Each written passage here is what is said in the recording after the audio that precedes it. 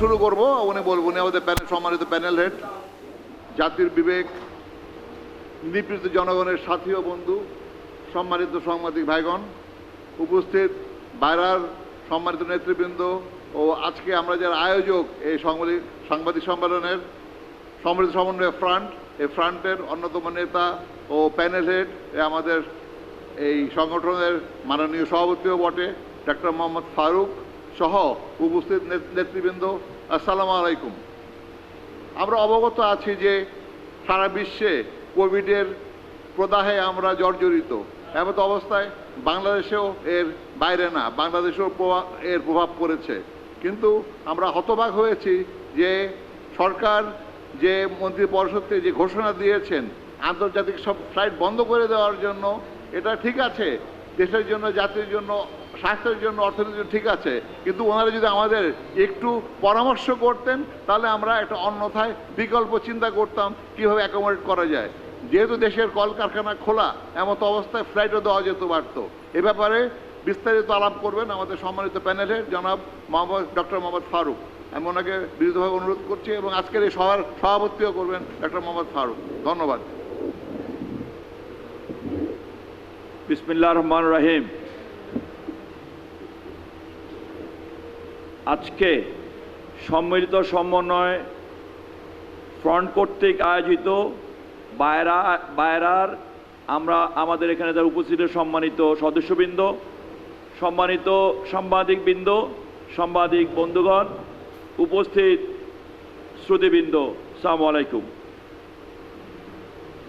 আমি আপনাদের আজকে যে বিষয় নিয়ে বক্তব্য দিচ্ছি লিখিত, আপনাদেরকে ওই বক্তব্যের সাথে আমরা প্রেস লিস্টও দেব। বিসমিল্লাহির রহমানির রহিম। আসসালামু আলাইকুম। আপনারা নিশ্চয়ই অবগত আছেন যে মহামারী করোনার ভাইরাস প্রাদুর্ভাব রোধে সরকার আন্তর্জাতিক রুটের সকল ফ্লাইট বাতিল করেছে। সরকার জনস্বাস্থ্যের কথা বিবেচনা করে যে সিদ্ধান্ত নিয়েছে তাকে আমরা সমর্থন করি ও তা বাস্তবায়ন করার জন্য সহযোগিতা করার অঙ্গীকার করছি। সম্মানিত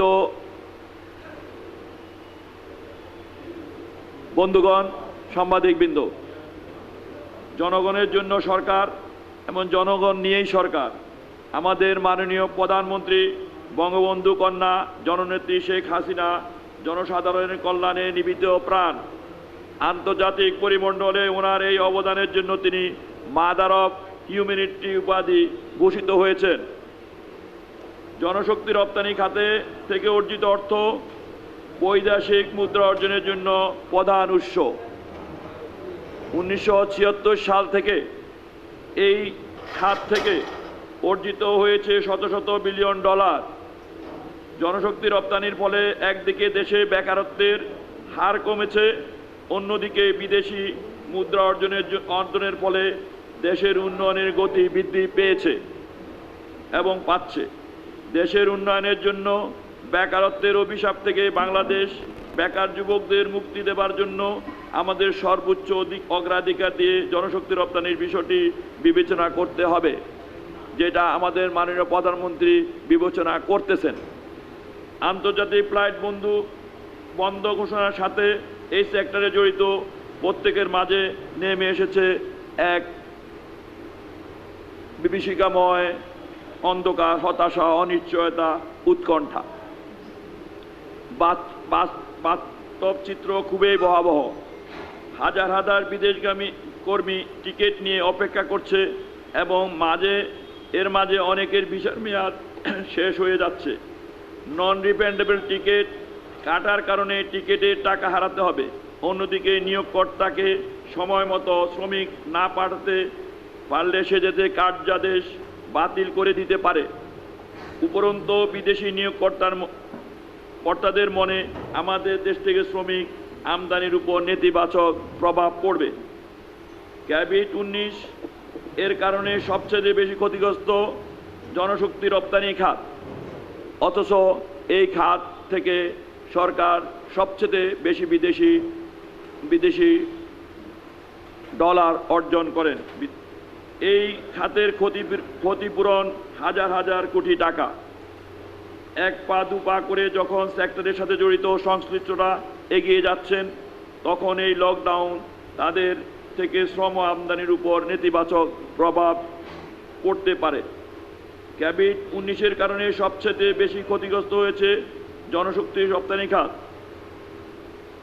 আমাদের নিকট দেশের সার্বিক কল্যাণ আমাদের সবচেয়ে বড় কথা। আমাদের নিকট দেশের সার্বিক কল্যাণ ও কোভিড-19 বিস্তার রোধে দুটোই জরুরি।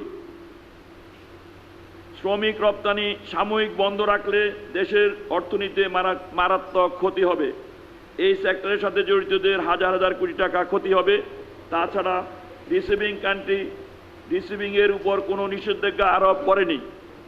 আমরা সকল প্রকার স্বাস্থ্যবিধি মেনে শ্রমিক রপ্তানি অব্যাহত রাখতে চাই। এখানে বলা উল্লেখযোগ্য, কোভিড-19 আমাদের জন্য একটি দুর্যোগ। তাই এই বিস্তার রোধে মাননীয় প্রধানমন্ত্রী লকডাউনকে আমরা সুবাদ জানাই। অপরদিকে জনশক্তি রপ্তানি বন্ধ হলে উহার অর্থনৈতিক কর্মকাণ্ডের উপর দুর্যোগ বয়ে আনবে। তাই এই দুটোর মধ্যে দুটোই আমি মনে করি দুর্যোগ, দুটোই সমানভাবে দুর্যোগ। যেমন অর্থনৈতিক কর্মকাণ্ড বিদেশগামীর জন্য দুর্যোগ বয়ে আনবে, এবং তেমনিভাবে আমরা কোভিডের কারণেও এটা ছড়ালে আমাদের দেশের দুর্যোগ সৃষ্টি হবে। তাই দুইটাকে সমান্তরালভাবে চিন্তা করতে গেলে এবং ভারসাম্য রেখে আমরা মাননীয় প্রধানমন্ত্রীর প্রতি আকুল আবেদন এই দুটো দিকে একসাথে মূল্যায়ন করার জন্য। সাংবাদিক বন্ধুগণ, আপনারা জাতির বিবেক বলে পরিচিত। জাতীয় আন্তর্জাতিক বিষয় সবসময় আপনার সত্য ন্যায়ের পক্ষে কলম ধরেছেন। সেই মহান স্বাধীনতা যুদ্ধের পূর্ব থেকে অদ্যাবধি আপনার ন্যায় প্রতিষ্ঠা সংগ্রামে জনগণের কাতারে ছিলেন। আজ আমরা আপনাদের মধ্যে মাননীয় প্রধানমন্ত্রী জননেত্রী শেখ হাসিনা এবং বিমান ও পর্যটন বিষয়ক মন্ত্রীর নীতি আকর্ষণ করে আকুল আবেদন করছি। আপনারা দেশ ও জনগণের বৃহত্তর স্বার্থের কথা বিবেচনা করে অন্ততপক্ষে মধ্যপ্রাচ্যগামী ও অভিবাসী শ্রমিকদের জন্য আন্তর্জাতিক ফ্লাইট চালু রাখার জন্য যথাযথ ব্যবস্থা করার জন্য অনুরোধ জানাচ্ছি। আজকে আপনাদের মাধ্যমে আমাদের মাননীয় প্রধানমন্ত্রী এবং আমাদের মাননীয় মন্ত্রী বরাবর আবারও আমরা আকুল আবেদন জানাচ্ছি।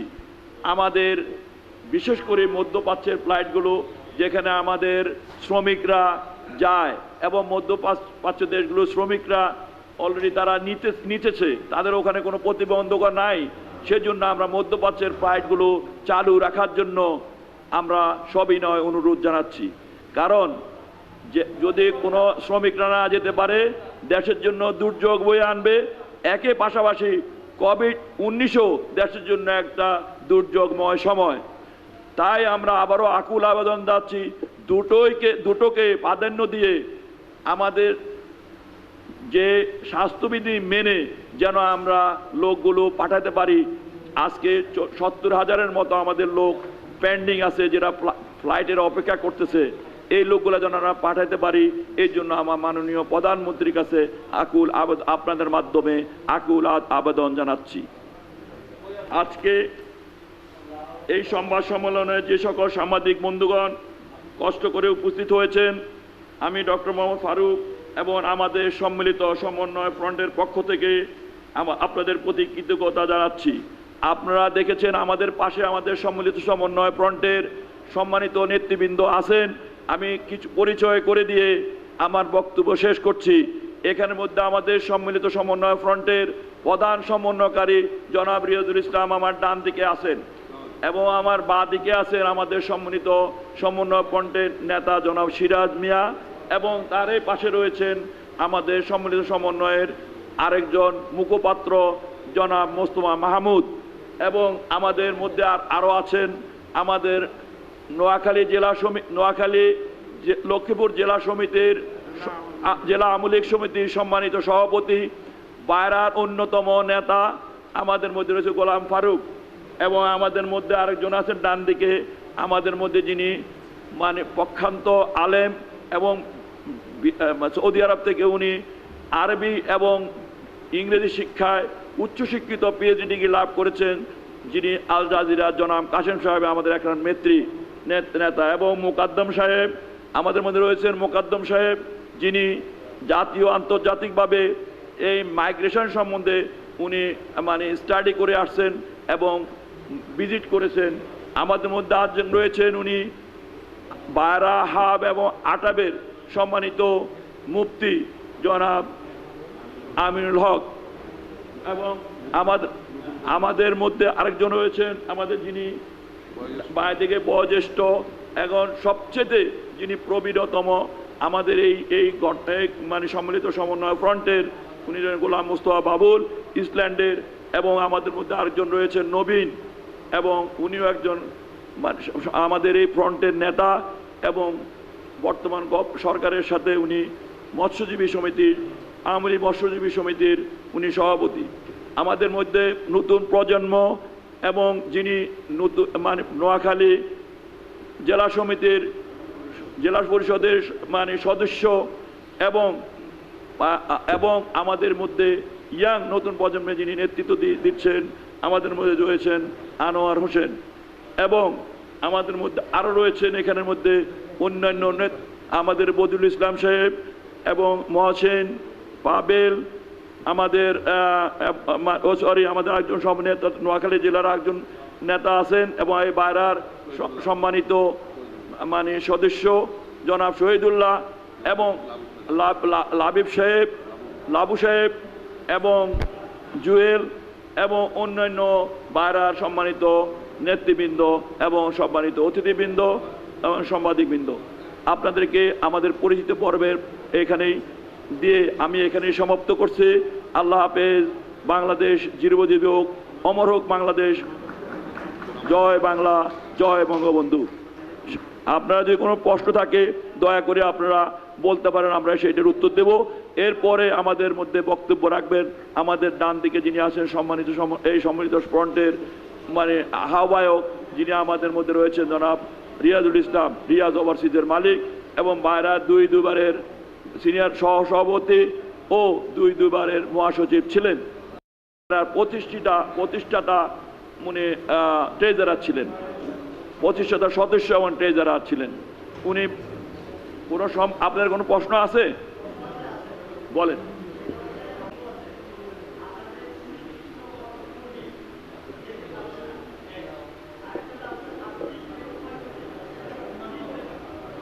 আমাদের প্রায় 70,000 লোকের মতো আমাদের মধ্যে এখন ভিসা করা এবং টিকিট বিভিন্ন প্রক্রিয়া সমাপ্তি করে তারা বাইরে যাওয়া, যে মধ্যপ্রাচ্যে বিভিন্ন দেশে যাওয়ার জন্য তারা রেডি আছে, যেমন সৌদি আরব, তারপর আমাদের মধ্যে ইউএই, তারপরে কাতার, কুয়েত, ওমান, এই সমস্ত দেশের মধ্যে আমাদের এগুলো রেডি আছে।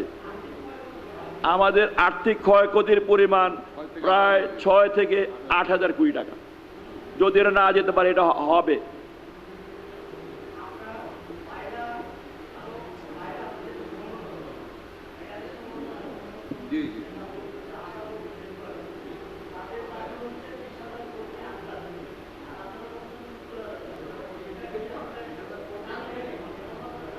এটা 20,000 কর্মীর টিকিট করা, বাকি 70,000 আমি বলছি টোটাল পাইপলাইনে আছে, যেগুলা ভিসা টিসা করা আছে টিকিট করার জন্য তারা মানে অব্যাহত প্রক্রিয়ার মধ্যে আছে। আমি সেটা বলতে চাইতেছি, এটা ঠিকই আছে, তাদের কথাটা ঠিক আছে, 20,000 টিকিট করা আছে এগুলা। বলেন।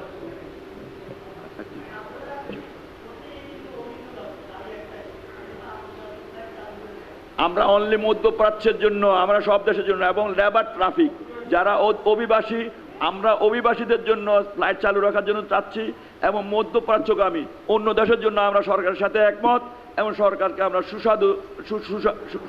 সুবাদ জানাচ্ছি। বলেন। হ্যাঁ, সবাই একান্ন দাবি, একই দাবি আমাদের।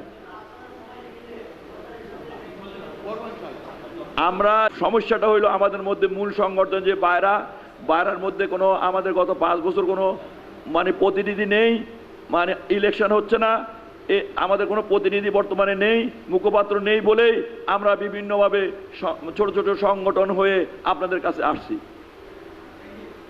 ওকে, আমাদের মধ্যে এখন রিয়াজ সাহেব কথা বলবেন। আসসালামু আলাইকুম। সম্মানিত উপস্থিতি, আমাদের প্যানেল প্রধান জনাব ডক্টর মোহাম্মদ ফারুক অনেকগুলো পয়েন্ট টাচ করে গেছেন, প্রিএম্বল পয়েন্টগুলো টাচ করে গেছেন, আমি সাপ্লিমেন্ট করছি। প্রথমত আপনারা জেনে থাকবেন, দুর্ভাগ্যবশত আমাদের এটা দুর্ভাগ্য যে বাইরেতে বর্তমানে কোনো নির্বাচিত কমিটি নাই। বিগত 5 বছর থেকে আমরা একটা অগণতান্ত্রিক পদ্ধতির মধ্যে বাইরা পরিচালিত হয়ে আসছে। তো আমাদের বর্তমানে অ্যাডমিনিস্ট্রেটর দ্বারা বাইরা পরিচালিত হচ্ছে। এমতো অবস্থায়, যেটা আমাদের এক সম্মানিত সাংবাদিক বন্ধু প্রশ্ন করলেন, আমরা একত্রিত কেন যাচ্ছি না? আসলে একত্রিত যাওয়ার সুযোগ নাই, এর জন্য যে আমরা বাইরা কেন্দ্রিক প্রায় 10টা সংগঠন আমরা একত্রিত হয়েছি। এমতো অবস্থায় তাদের মতের অমিল থাকতে পারে, তাদের দৃষ্টিভঙ্গি ভিন্ন থাকতে পারে, তাদের ইলেকশন স্ট্র্যাটেজি ভিন্ন থাকতে পারে, এর জন্য আমাদের এটা সম্মিলিতভাবে করা সম্ভব নয়। এবার আসি আমি মূল বক্তব্যের প্রতিপাদ্যে কেন আমরা একত্রিত হয়েছি। আমরা একত্রিত হয়েছি, আপনারা জানেন যে আপনার আটাবে এসছিল, বাইরা এসছিল, কেন আমরা কেন আবার আসলাম? আমরা কেন আসলাম আবার? যে আমরা বাইরা কেন্দ্রিক একটা সংগঠন, আমরা নির্বাচন করব, বাইরাতে গণতন্ত্র এনে সুষ্ঠুভাবে বাইরাকে চালানোর জন্য আমরা প্রয়াস দেব, আপনাদের সহযোগিতা প্রয়োজন। এবার আসি কামটা মূল পয়েন্টে আসছি আমরা, কোভিড-19। আমি সারা বিশ্বে ঘুরে বেড়াই, ডাক্তার ফারুক সারা বিশ্বে ঘুরে বেড়াই, আমি সদ্য আপনার দুবাই থেকে এসেছি। আমাদের বুঝতে হবে সেন্ডিং কান্ট্রি আর রিসিভিং কান্ট্রির মধ্যে বেশ কম কি। আমরা সেন্ডিং কান্ট্রি, রিসিভিং কান্ট্রি মধ্যপ্রাচ্য, বিশেষ করে কাতার, ওমান, সৌদি আরব। আপনারা অবগত আছেন যে গতকাল থেকে মধ্যপ্রাচ্যে পবিত্র মাহে রমজান অলরেডি এসেছে এবং আজকে থেকে রোজা ব্রত পালন করা হচ্ছে। এমতো অবস্থায় মধ্যপ্রাচ্যে কত যে প্রয়োজনীয় এই হাউস হেল্প, ডোমেস্টিক হেল্পার চিন্তাও করতে পারবেন না। সবচেয়ে বেশি ক্ষতিগ্রস্ত হয়েছে এই ডোমেস্টিক হেল্পারগণ। এতে আমি এটা বলি স্নোবল চেন এফেক্ট। চেন এফেক্টটা কীভাবে বলছি আপনাকে? প্রথমত কাতারে বা আপনার এই ওমানে যেতে হলে 7 ডেজ কোয়ারেন্টাইন থাকতে হয়। এই কোয়ারেন্টাইনের বুকিংগুলি করতে হয় 15 দিন আগে। 15 দিন আগে তো একটা হোটেল বুকিং কালকে টাচকে দেবে না। বিভিন্ন দেশের একই পদ্ধতি, কোয়ারেন্টাইন ইজ ম্যান্ডেটরি। যে কোনো কর্মীর, ভারত থেকে হোক, ফিলিপিন থেকে হোক, যে কোনো বহির্বিশ্বের কর্মী যখন তারা প্রবেশ করবে কাতার এবং ওমানে, তাদের ম্যান্ডেটরি 7 ডেজ কোয়ারেন্টাইন। তো আমার যে স্লটটা ছিল প্রায় $1,00,000 তাদের এই কোয়ারেন্টাইন হোটেল বুকিং, তাদের কোভিড PCR পরীক্ষা, এই লক্ষাধিক টাকা তো তারা একেবারে এটা হাতছাড়া হয়ে যাচ্ছে। কোনো ওয়ে নাই তারা এই টাকাটা রিকভার করতে পারবে। কারণ হোটেলে ওই সমস্ত হোটেল তাদের রিকনফার্ম করবে না যে তারা তাদের বুকিংটা নষ্ট হয়ে গেল, নাম্বার 1। নাম্বার 2 হচ্ছে যে আমাদের যে টিকিট, এটা মোস্টলি আমরা বলি চকলেট টিকিট, এটা নন রিফান্ডেবল টিকিট মোস্টলি। এবং এই টিকিটগুলো আমাদের সাংবাদিক প্রশ্ন করেছে, আপনার দৃষ্টি আকর্ষণ করছি, ম্যান পাওয়ার ব্যবসাটা হচ্ছে এটা চলমান, এটা একটা ডিপ, এটা আপনার আমরা এক একটা দেশে টার্গেট করি। আমাদের গড়ে প্রতি মাসে কত লোক যায়, বছরে আমাদের হায়েস্ট গিয়েছে 12 লক্ষ আপনার 2008-এ হায়েস্ট। তারপরে গড়ে 5 থেকে 6 লক্ষ যায়, 8 থেকে 9 লক্ষ কর্মী আমাদের রেডি হয় প্রতি বছর, সারপ্লাস থেকে যায় 3 বছর করে। আমরা এটা নিয়ে গবেষণা করি, আমরা জনশক্তি খাই, ঘুমাই, চর্চা করি, ব্যবসা করি, আমাদের রুটিন যে জনশক্তি। তো আমরা ডিপ অ্যানালাইসিস দিয়ে আপনাকে আমাদের হেল্প করতে পারবো। এর যেটা স্নোবল যেটা নেতিবাচক এফেক্ট হচ্ছে, সেটা হচ্ছে আমাদের নিয়োগকর্তাগণ হতাশ হয়ে তারা অন্য দেশে তারা চলে যেতে পারে। এটা আমাদের একটা সম্ভাবনা। যদি লাগাতার এভাবে তারা 20-25 দিন যদি বন্ধ থাকে, তারা অবশ্যই অন্যত্র তারা হাত বাড়াবে কর্মী নিয়োগের জন্য।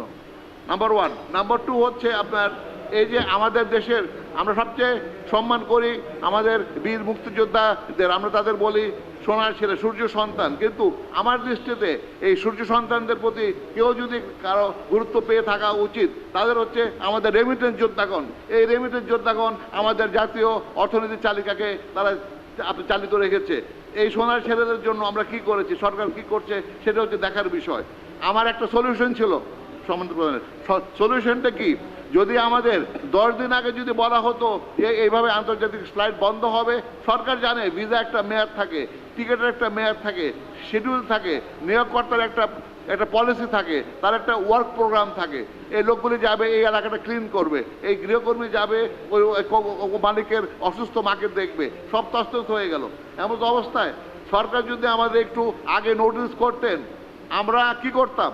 আমরা সকলে একত্রিত হয়ে মনে করেন যে 7 দিনে আমাদের 25,000 লোকের ফ্লাইট হতো। আমরা বিভিন্ন সংগঠনের সাথে আমরা মত বিনিময় করে চার্টার ফ্লাইট করতাম, সবাই একত্রে চার্টার ফ্লাইট করতাম। আমরা কর্মীদের 7 দিন আগে নিয়ে যাই হজ ক্যাম্পে। হজ ক্যাম্প এত বিশাল জায়গা, ট্রানজিট ক্যাম্পে এত বিশাল জায়গা, হজ ক্যাম্পে নিয়ে ওখান থেকে পিসিআর করে আমার লোকগুলো আমরা যে যার মালিক, যদি কল কারখানা খোলা থাকতে পারে, যদি বিজিএমের গাড়ি রাস্তায় চলতে পারে, বাইরের মালিকের গাড়ি কেন চলতে পারবে না? বাইরের কর্মীদের নিয়ে যাওয়া মাইক্রোবাস বা বাস কেন চলতে পারবে না? এটা আমার আপনাদের কাছে প্রশ্ন। পার্শ্ববর্তী দেশ, আজকে বিশ্বে 1 নম্বর আক্রান্ত দেশ ভারত, সে ভারত পর্যন্ত উদ্যোগ দেখায় নাই আন্তর্জাতিক ফ্লাইট বন্ধ করার জন্য। আমরা আন্তর্জাতিক ফ্লাইট বন্ধ করে দিলাম। এটা তো আমাদের একদিক দিয়ে আমরা জননেত্রী শেখ হাসিনার সব উন্নয়ন প্রকল্প আমরা স্যালুট করি। ওনার জন্য আমরা আজকে বিশ্ব আরও সুশৃঙ্খলভাবে আরও উদারভাবে পরিচিত হয়েছি, আমাদের সম্মান বেড়েছে। কিন্তু আমার মনে হয় ওনার যারা পরামর্শদাতা আছেন, পরামর্শ যদি যারা সেক্টর ওয়াইজ, যারা সেক্টর স্টেক হোল্ডার আছে, তাদের সঙ্গে যে আলাপ করে নিতেন, তাহলে আজকে এরকম দুর্যোগ হতো না। আপনারা জেনে থাকবেন করোনার আমলে এই 4 লক্ষ লোক যারা ছুটিতে এসেছিলেন, তার মধ্যে 50,000 লোক যেতে পারে নাই। এই 50,000 লোক আজকে ভবঘুরে ইয়াবাখোর, তারা গাঁজাখোর, ড্রাগ অ্যাডিক্টেড হয়ে রাস্তায়, যেখানে হঠাৎ করে রাহাজানে বেড়েছে, দর্শন বেড়েছে, আমার দেশের আইন শৃঙ্খলার ব্যাঘাত করছে। কারণ এই 40,000 লোক কোথায় যাবে? তারা তো লক্ষ লক্ষ কোটি টাকা খরচ করে তারা দেশকে দিয়েছে, আজকে তারা যেতে পারছে না, আজকে হতাশগ্রস্ত।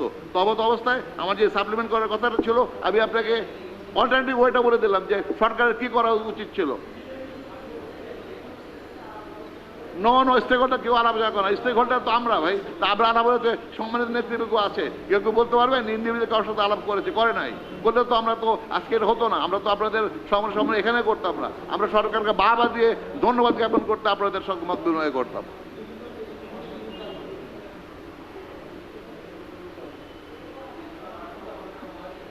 আমার নাম রিয়াজ। জি বলেন, রিয়াজ আজকের নামে বলেন। ও সরি।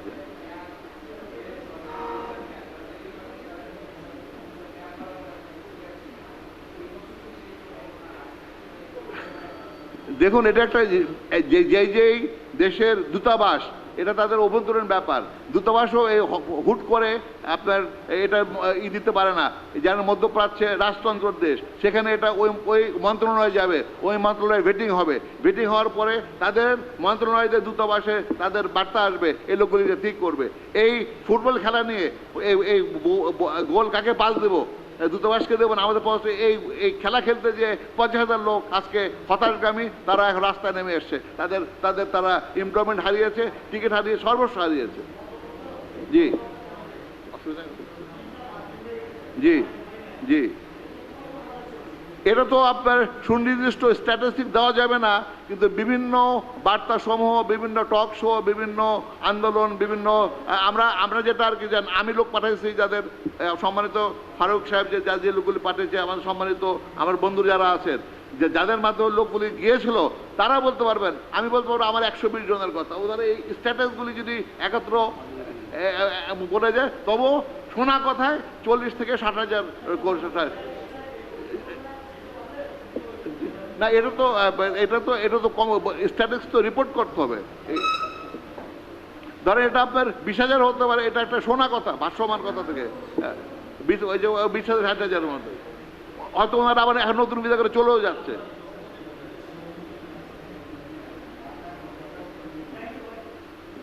ধন্যবাদ। আপনাদের কোনো ভাইয়ের কোনো প্রশ্ন থাকলে আমাদের আরো বন্ধুরা আছেন, আরো কলিগরা আছেন, মুস্তফা সাহেব, সিরাজ মিয়াজের বারে আমাদের মধ্যে বক্তব্য রাখেন দুই একটা কথা। প্রশ্ন আছে আপনার? সরাসরি পার্টিসিপেট করে আমাদের এই বিদেশি কর্মীরা, রেভিনিউস আমাদের বাঁচিয়ে রেখেছে। গার্মেন্টস ব্যাক টু ব্যাক হয়ে যায় 90%, আমাদেরটা নিট সলিড, আমাদের যে রেভিনিউসটা আসে। তেমন অবস্থায় সরকারের তো এটা প্রধান চিন্তার বিষয় হওয়া উচিত, আমাদের এই চলমান প্রক্রিয়াকে, জনশক্তি রপ্তানিকে কি করে অব্যাহত রাখা যায়। সরকার আমাদের বলবে আমরা তোমাদের আর্মির গাড়ি দিচ্ছি, আমরা তোমাদের প্রোটেকশন দিচ্ছি, তোমরা লোকগুলি পাঠাও।